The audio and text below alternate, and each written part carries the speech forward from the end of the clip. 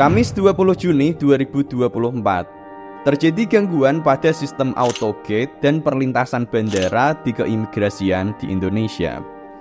Gangguan ini diakibatkan oleh Pusat Data Nasional Kominfo yang sedang down, sehingga proses di bandara pun terganggu. Masalahnya, setelah ditelusuri, ini bukan kasus server down yang biasa. Karena kalau ini kasus server down biasa, diperbaiki bentar harusnya udah bisa. Tapi di sini, setelah berhari-hari, kasus server down ini ternyata belum sepenuhnya teratasi.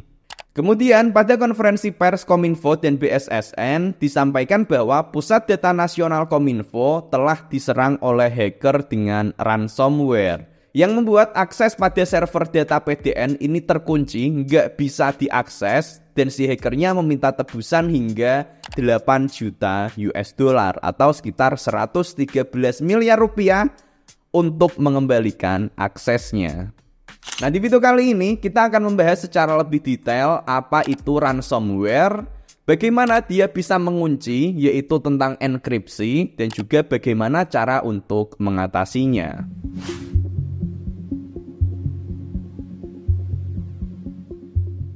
Oke, pertama kita bahas tentang ransomware-nya dulu. Secara bahasa, ransomware ini terdiri dari dua kata, yaitu ransom yang artinya tebusan dan malware yang artinya gampangnya semacam virus komputer, yaitu software berbahaya yang dapat merusak sistem komputer. Jadi ransomware sendiri adalah sebuah serangan software di mana hacker meminta tebusan atau ransom. Lebih spesifiknya, di sini si hacker menutup akses pada server, ditawan servernya, dan untuk mendapatkan aksesnya kembali, di sini si hacker meminta uang, teman-teman. Ini adalah ransomware. Dan pada kasus serangan pada server PDN Pusat Data Nasional, tim hackernya meminta tebusan hingga 113 miliar rupiah. Gila, 113 miliar itu uang seberapa ya? Terlepas dari jumlah uang tebusannya, ini kasus yang sangat-sangat gila loh, dan sangat parah loh. Karena PDN atau Pusat Data Nasional ini adalah server terpusat dari instansi-instansi pemerintah, lebih dari 210 instansi, baik yang di pusat ataupun di daerah. Dan memang semua instansi pemerintah diwajibkan untuk memindahkan server datanya ke dalam server terpusat ini. Jadi ketika hacker bisa mendapatkan akses dan kemudian ngeblok aksesnya, pasti banyak layanan-layanan yang terganggu. Serangan ini dugaannya dilakukan oleh Lockbit, kelompok hacker yang memang sering menyerang server dan meminta uang tebusan. Tapi ini masih dugaan siapa yang melakukannya, karena bisa jadi di sini si hackernya masih ketawa-ketawa melihat pemberitaan dan juga respon yang dilakukan di Indonesia. Nah, mungkin sampai sini ada yang bertanya-tanya, emang gimana sih mekanisme dari ransomware itu? Kok bisa si hacker ngeblok akses ke servernya? Dan kenapa kok nggak gini aja? Kan server datanya ada di Indonesia ya. Tinggal cabut aja dong listriknya, kan si hacker jadi nggak bisa ngapa-ngapain lagi. Terus datanya dipindah, dan udah selesai masalahnya. Gitu kan? Sayangnya nggak bisa seperti itu, teman-teman. Masalah utama dari ransomware ini adalah bahwa serangan ini melakukan enkripsi data pada server sehingga datanya tidak bisa dibaca lagi.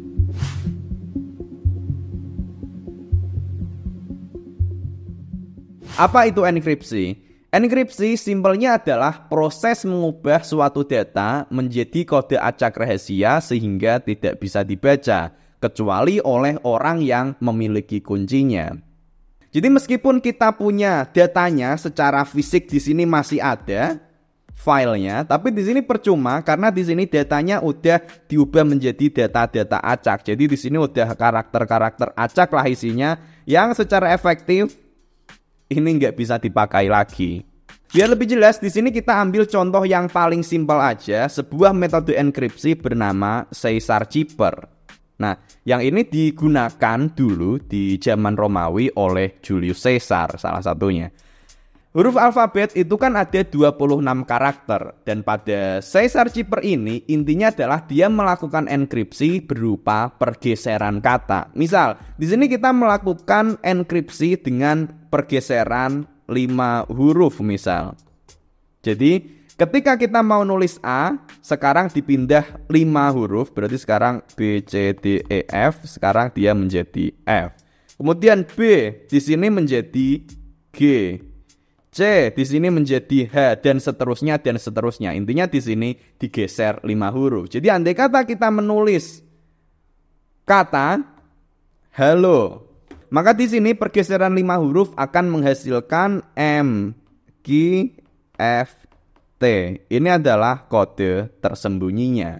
Nah, di sini aku juga bikin sebuah website sederhana teman-teman untuk melakukan demonstrasi terkait hal ini biar lebih gampang ya. Misal aku nulis Bismillah semoga Indonesia maju. Kita geser hurufnya dengan 10 karakter sehingga di sini kata ini menjadi kata-kata acak yang tidak terbaca seperti ini, teman-teman.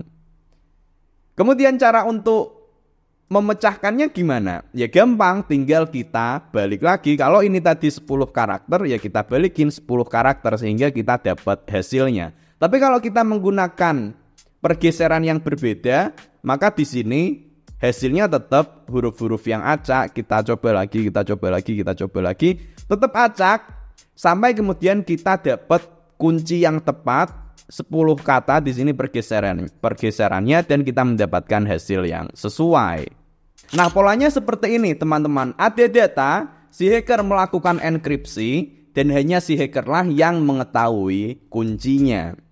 Tapi kalau dalam konteks Caesar Cheeper seperti ini gampang karena kuncinya hanya berupa pergeseran kata dan tentu saja ini nggak dipakai dalam dunia modern dan pasti si hackernya melakukan metode-metode yang lebih canggih. Dan di sini 2 metode enkripsi yang paling umum digunakan sekarang itu adalah metode AES Advanced Encryption Standard dan RSA Reverse Samir Adleman. Di sini kita demonstrasikan juga, teman-teman.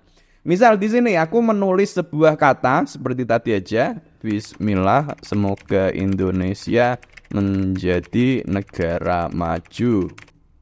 Nah, oke. Pada metode AES ini kuncinya udah bukan lagi berupa 1 angka aja, tapi lihat ini adalah kuncinya, teman-teman. Sehingga ketika dienkripsi, kalimat ini menjadi seperti ini yang jelas-jelas tidak terbaca.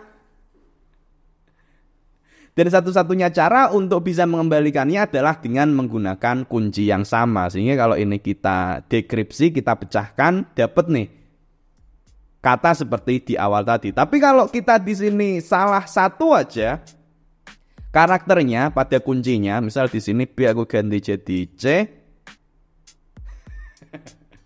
udah langsung jadi karakter nggak jelas, teman-teman. Malah makin acak dan tidak terselesaikan di sini datanya. Begitu juga pada metode RSA yang ini dipakai pada data-data internet. Misal kita masukkan lagi aja. Nah, di sini kuncinya ada public key dan private key. Yang mana di sini lebih panjang lagi, teman-teman.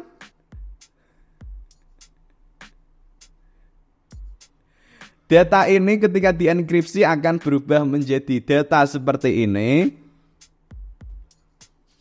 Yang ketika kita punya kuncinya, kita bisa memecahkannya kembali. Tapi kalau kita keliru sedikit aja kuncinya, di sini kita tidak bisa memecahkannya. Ini adalah problemnya. Jadi meskipun kita memiliki datanya secara fisik itu masih ada, tapi datanya kayak gini, teman-teman. Dan yang punya kuncinya itu adalah si hacker. Dan si hacker meminta tebusan uang untuk memberikannya biar dia datanya bisa kembali seperti semula. Lalu gimanakah solusinya?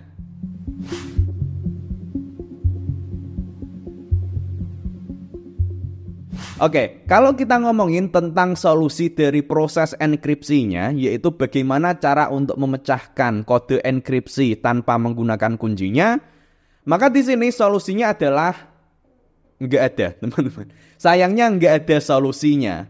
Algoritma enkripsi AES dan RSA itu dipakai di dunia modern internet sekarang ini karena pada dasarnya algoritma enkripsi ini hampir mustahil untuk dipecahkan tanpa kunci. Kalau kita pakai komputer, bahkan komputer yang paling canggih pun perlu waktu jutaan tahun untuk bisa memecahkan enkripsinya. Misal kuncinya dicoba satu-satu, setiap karakter dicoba sampai ribuan karakter, jutaan karakter, itu masih perlu miliaran tahun bahkan untuk bisa memecahkannya. Pada enkripsi RSA misalnya, untuk memecahkan enkripsinya kita perlu menyelesaikan suatu persamaan matematika, yaitu mencari faktor bilangan prima dari suatu angka yang sangat besar, yang mana secara praktis ini tidak bisa dilakukan. Salah satu kemungkinan yang bisa digunakan untuk memecahkannya adalah dengan menggunakan kuantum komputer, karena kuantum komputer memiliki algoritma yang berbeda dibanding komputer biasa. Tapi kalau komputer kuantum yang sekarang ini pun juga masih belum bisa, karena pengembangannya masih cukup panjang untuk bisa nge-crack enkripsi RSA ataupun AES ini. Jadi meskipun kita masih punya datanya, percuma data itu udah jadi rongsokan kalau kita nggak punya kuncinya. Dan gimana caranya untuk dapat kuncinya? Bayar ke hackernya. Yang mana padahal kalaupun kita membayar ke hackernya, belum pasti loh kuncinya akan dikasih. Bahkan bisa jadi diancam terus, minta uang terus menerus, mungkin sampai Indonesia sampai bangkrut mungkin ya. Itu juga bisa jadi.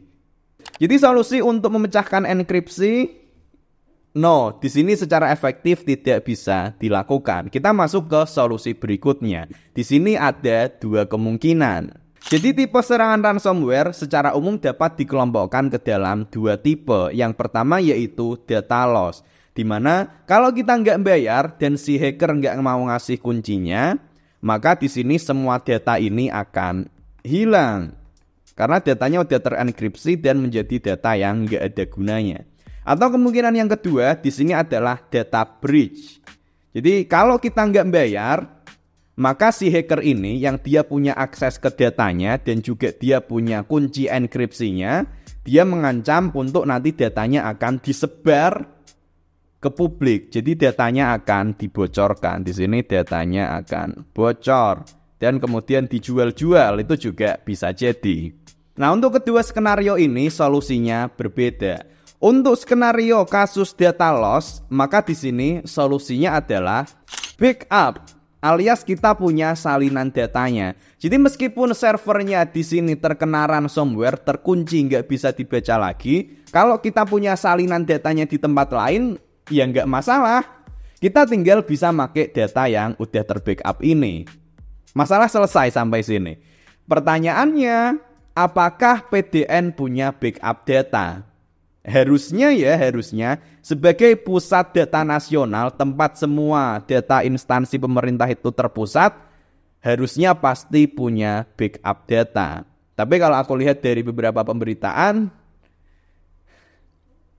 ternyata nggak semuanya ada backup datanya. Jumlahnya bahkan hanya sangat sedikit yang datanya terbackup. Parah sih ini. Jangan lagi bilang tata kelola, karena ini bukan masalah tata kelola, Pak. Ini masalah kebodohan. Punya data nasional, tidak ada satupun backup berarti kan? Udah, silakan lanjut, Pak. Kemudian untuk skenario data breach, datanya disebar, maka di sini solusinya, bukan solusi sih, langkah pencegahannya yaitu dengan cara melakukan enkripsi data. Jadi data yang tersimpan di dalam server itu adalah data yang sudah dienkripsi terlebih dahulu, teman-teman. Dan kita punya kuncinya sendirilah ya. Kunci. Jadi ketika si hacker di sini dia entah bagaimana bisa mendapatkan akses ke dalam servernya dan mengancam untuk datanya disebar, ya nggak masalah karena datanya di sini adalah data dalam bentuk enkripsi, yang artinya datanya nggak bisa dibaca kecuali punya kuncinya, yang mana kuncinya di sini adalah dari pihak yang punya server. Bahkan kalaupun si hackernya dia mau melakukan penguncian data, mau dienkripsi lagi, dienkripsi lagi, ya nggak apa-apa karena tadi solusinya sebelumnya adalah kita udah punya backup datanya juga, teman-teman. Dan sebenarnya dua hal itu tadi itu bukan solusi yang sebenarnya dari kasus ransomware. Solusi yang sebenarnya untuk mencegah kasus ransomware ini terjadi adalah dengan memiliki sistem pengamanan yang kuat alias cyber security. Apalagi kalau dari yang aku baca di berita, ternyata proses pelumpuhan security-nya PDN, ternyata ini katanya sangat mudah, bukan pakai teknik khusus yang canggih gitu teman-teman. Yang artinya ketika security-nya ini udah dilumpuhkan, hacker bisa dengan mudah melakukan serangan ransomware. Teman-teman yang punya pengalaman lebih di bidang cyber security mungkin bisa bantu ngasih pandangan di kolom komentar. Bagaimana kemungkinan si hacker ini bisa masuk ke dalam sistemnya. Karena kalau ini terjadi karena kelalaian dari proses pengamanan, ini parah sih. Parah, beneran parah. Beda lagi ceritanya kalau di sini servernya udah dilengkapi dengan security yang sangat bagus, kemudian juga dikelola sesuai dengan best practice dalam industri, dalam pengamanan servernya, dalam pengelolaannya, tapi kemudian masih tetap kecolongan. Ada hacker yang bisa memasukkan ransomware karena ada celah keamanan baru yang misal baru ditemukan. Nah, kalau kasusnya seperti ini, ya kalau bisa tetap jangan terjadi ya teman-teman. Tapi kalau kasusnya seperti ini masih mungkin bisa dimaklumi karena juga nanti penanganannya bisa dilakukan dengan cepat kalau semua datanya backupnya ada teman-teman. Karena balik lagi, sebagus apapun sistem komputer pasti ada celahnya. No system is safe. Semua sistem itu ada celahnya, bisa dibobol. Dan ini juga menjadi pengingat untuk diriku sendiri, untuk teman-teman semua, untuk berhati-hati dalam melakukan penyimpanan data. Karena semua orang itu bisa berpotensi jadi korban dari kejahatan cyber seperti ini. Oke, dan mungkin demikian dulu teman-teman untuk pembahasan terkait dengan ransomware, enkripsi, dan lain sebagainya. Semoga bisa memberi gambaran lebih terkait dengan kasus yang terjadi saat ini. Demikian dulu, sampai jumpa di video selanjutnya. Terima kasih.